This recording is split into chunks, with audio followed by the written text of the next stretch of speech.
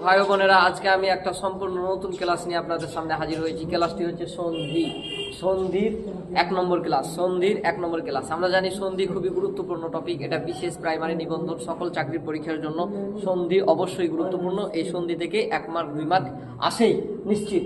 তা আজকের ক্লাসে আমি যে সন্ধিগুলা এই সম্পর্কে আমি যতগুলা ক্লাসে আপলোড করবো, এগুলো যদি কেউ ভালোভাবে মনোযোগ সহকারে দেখে তাহলে আমি শতভাগ গ্যারেন্টেড দিয়ে বলতে পারি ওর মৃত্যুর আগ পর্যন্ত ওর সন্ধি দেওয়ার কখনো ভুল হবে না ইনশাল্লাহ। আর আমি যে সমস্ত রুল দিয়ে পড়াবো এই রুলের ভিতরেই সন্ধি আসবে।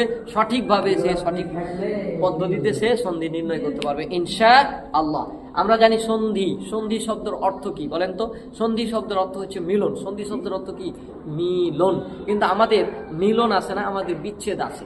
বিচ্ছেদ আছে। যেমন দেখেন সন্ধি, এটা হচ্ছে সন্ধি সমান এর বিচ্ছেদ কি?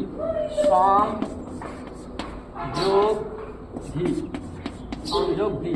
তাহলে এটা সন্ধি সমান কি? সংযোগধি। এই সংযোগধি সমান কি? সন্ধি। তাহলে এই সন্ধিটা কি? এটাকে আর এটাকে, এই দুইটা ওয়ার্ডকে কি করলে?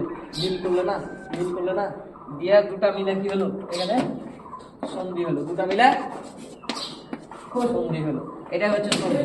এই সন্ধি আছে না, আমাদের আছে সন্ধি বিচ্ছেদ। হ্যাঁ, একটা ওয়ার্ড দিয়ে দিবে, দিয়ে বলবে যে এটার সন্ধি কি।